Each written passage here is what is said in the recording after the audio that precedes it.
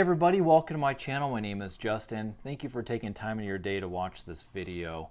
My goal is to help you achieve financial freedom by investing in your future and investing in yourself.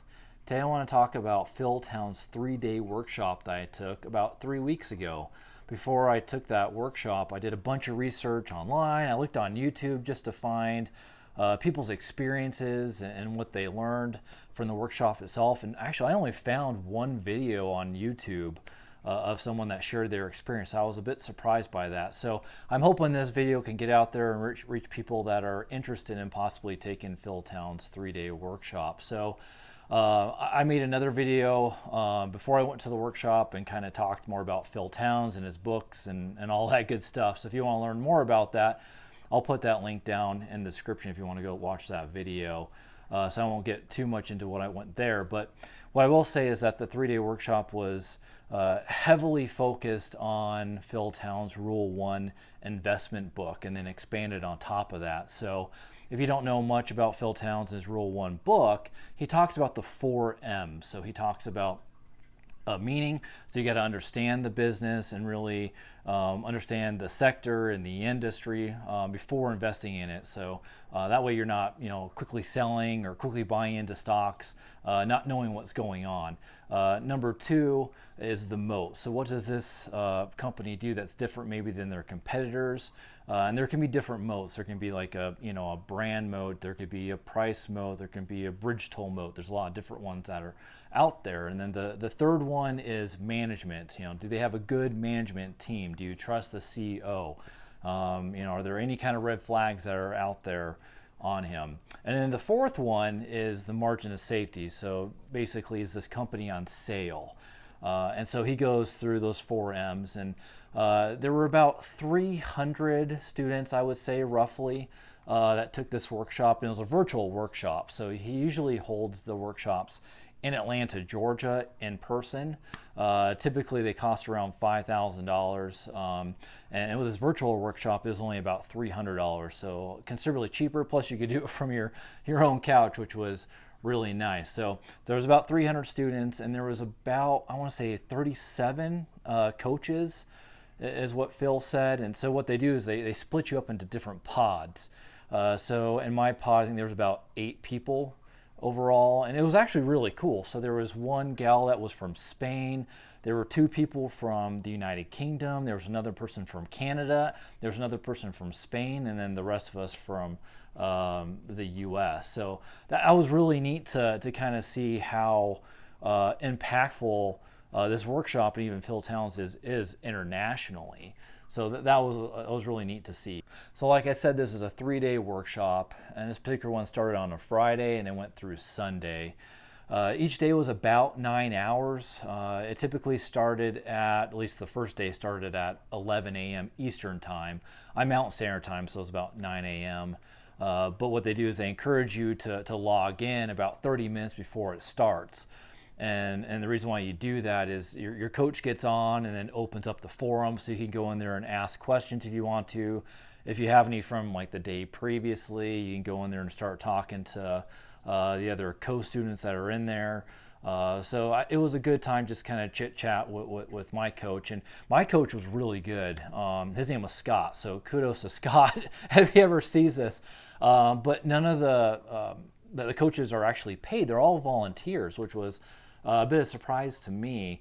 In fact, what I gather from it is that most of these were just students from the past of Phil's, and they liked it so much and they gained so much experience, and then obviously took the tools and then built up their portfolios as well. Now they're kind of paying it forward basically to other people, but he was phenomenal all the way through. Another thing is, before the workshop, they encourage you to kind of do homework. So there's a requirement to go on to Phil Town's Toolbox, and you basically get I want to say like a 60-day free membership to that. And anyone can actually go get at least a 30-day membership if you want.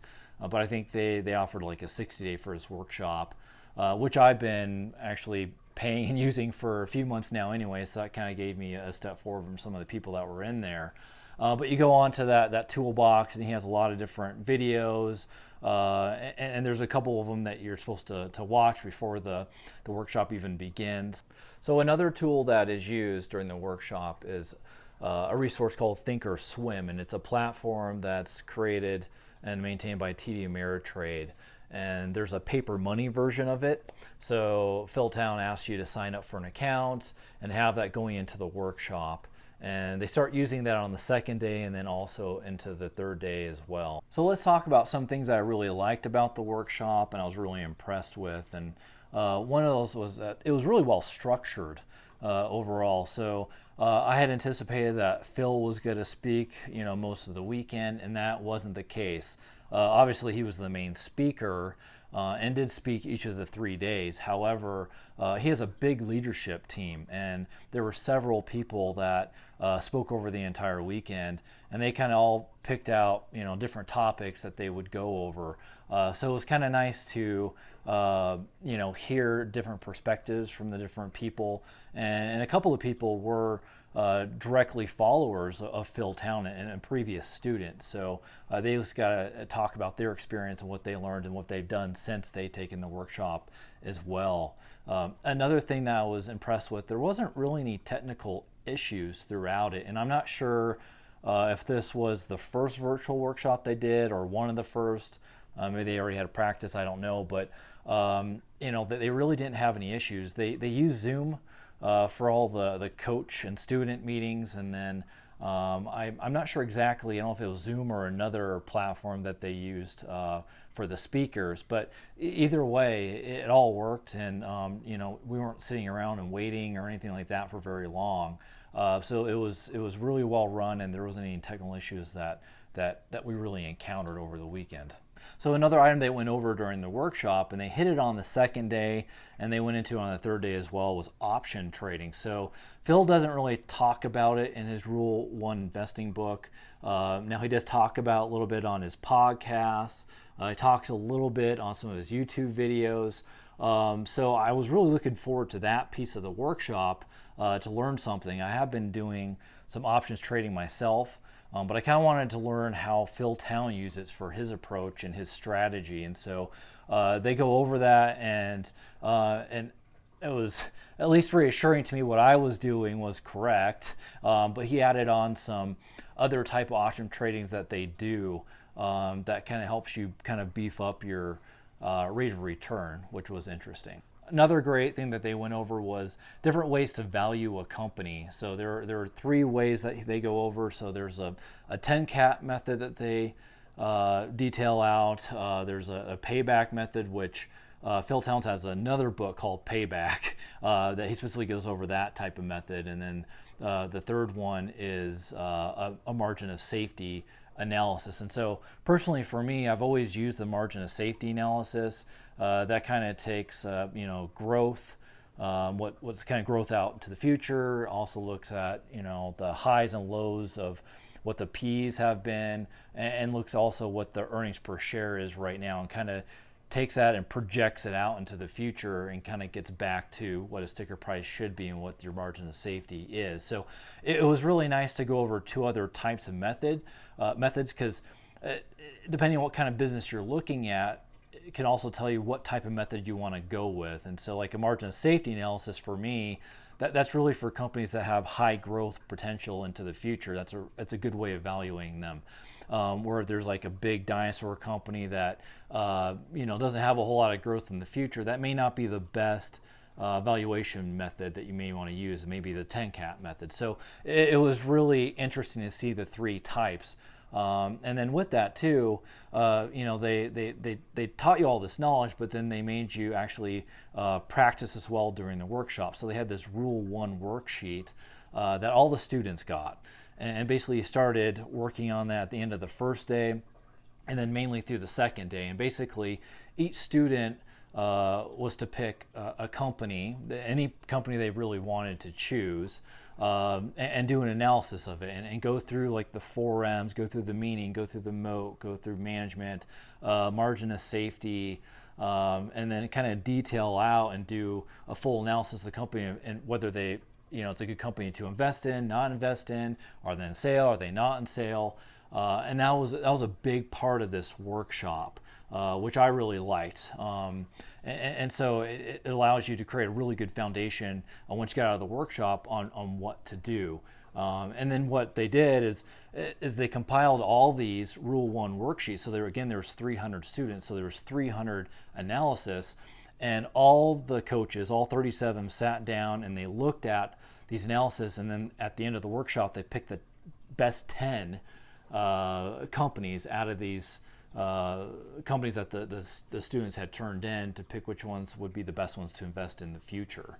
So let's talk about some things maybe I didn't like about the workshop, maybe some things that kind of surprised me about it. And so the first thing I would say, is the Thinkorswim, platform. And it's a very impressive platform. I actually continued using it after the workshop. But what I found was my laptop really struggled using it. So the laptop, I had, because I got a new one now, was about 6 years old, and I loaded it like the night before the workshop, and it seemed okay. But when I did load it, it did say that my graphics card it wasn't strong enough. I can't remember exactly the terminology of it, but it wasn't good enough to run that software. And so the issue was when I brought it up, it just ran really slow. I couldn't bring anything else up. I actually crashed my computer at one point, and so I couldn't use it during the workshop. So I just had to take really, really good notes on what people were doing, and so I could utilize it once I got a new computer. So it's really important that you have a computer that can actually do what you need it to do, obviously, instead of just finding out the day of the workshop that it's not going to do that for you.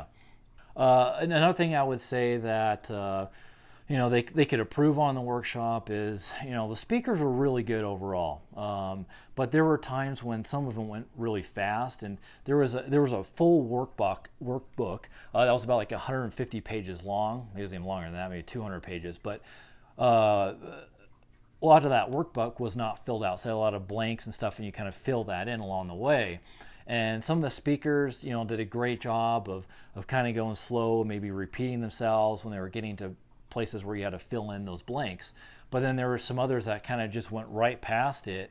And I'm standing there and trying to write it down. And the coaches did have, the answer sheet to all the stuff. But, there just wasn't consistency from speaker to speaker on how that was handled. And sometimes for me, I was worried too much about trying to find that answer and not really paying attention to what was happening next or what was being said next. So that was kind of something I wish they could improve on a little bit. Another thing that could rub people the wrong way is there was one or two times during the workshop where Phil Town starts kind of talking political. And so he iterates that he's a capitalist and kind of goes on his soapbox, I guess you could say, kind of about the presidency and that sort of thing. And it could be that the election was only a month after our workshop, and so maybe that was in his mind and he wanted to talk about it. But I definitely could see how that could rub people the wrong way. For me, it didn't rub me the wrong way, but I could definitely see how that could turn some people off, and they got to be careful with that, in my opinion.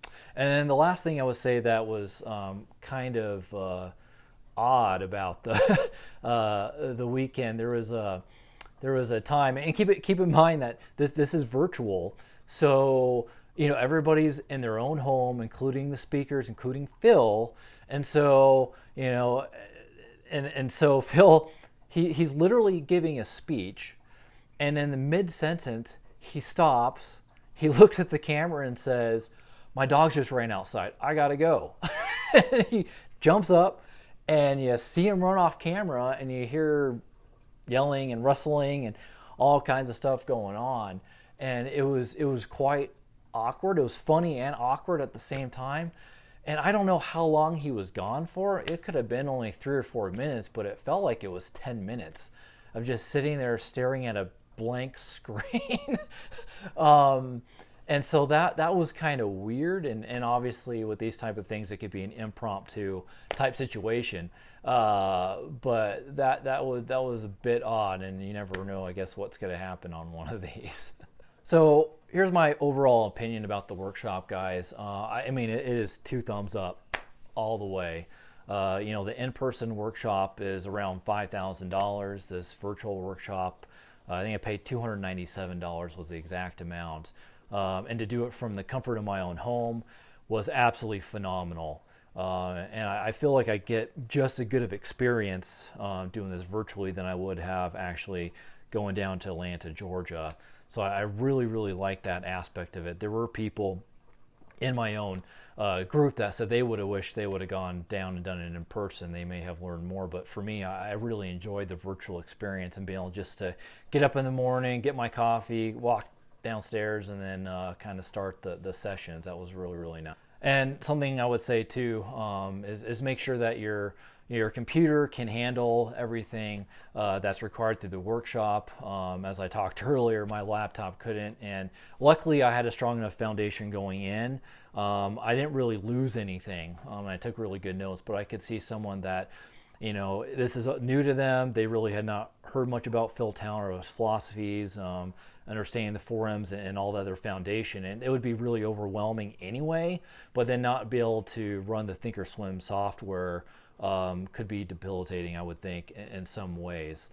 And then lastly, I would say, you know, if you're going to do it, reserve your time. Make sure that, you know, you're giving yourself the full 3 days. And it was a power pack 3 days. I mean, it was like, it started at 11 a.m. Eastern time, and I mean, it went till 7 or 8 Eastern time. And there was one day, I mean, it went 10 hours, and you know, they do give you some breaks throughout the day, but you know, I found that even the breaks, I mean, I ran and grabbed my lunch and then came back because the breaks were during like the coaching sessions, so I didn't want to miss anything. And importantly, you know, one of the most important things is on that 3rd day, it's really important to stay all the way to the end. I mean, all the way to the end is where they do the whole, you know, climatic thing to bring everything together. And really they touch on 2 things. So what Phil, you know, he sends out videos, and he talks about it on his podcast and tries to build up this workshop. And one of the things he totes about is that by his 4th year after learning how to vest, he made $1.4 million, which is just amazing, right? So he talks about how he accomplished that, and it really surprised me. I really didn't. I thought he was going to say something else, or he did it a different way. So that was really interesting to me, and I did learn something from that.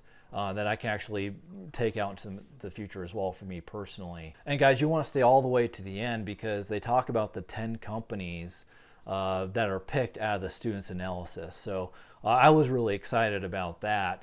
And they go through each one of the companies and they explain exactly why they picked each one. They thought would be the best ones to put on your watch list going forward. And multiple times over the workshop, he also talked about the first workshop that he ever did was back in 2009 in Singapore.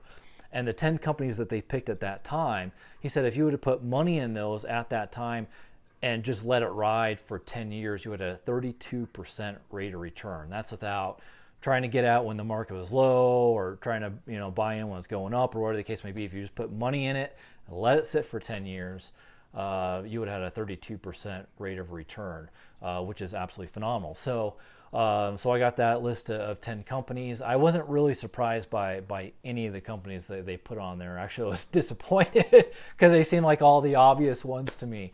But that was good to have too, and I did put a couple of those on my watch list anyways. So guys, if you enjoyed the video, please like, please subscribe. Really appreciate it. You join the family as we grow this thing, and I'll catch you guys on the other side.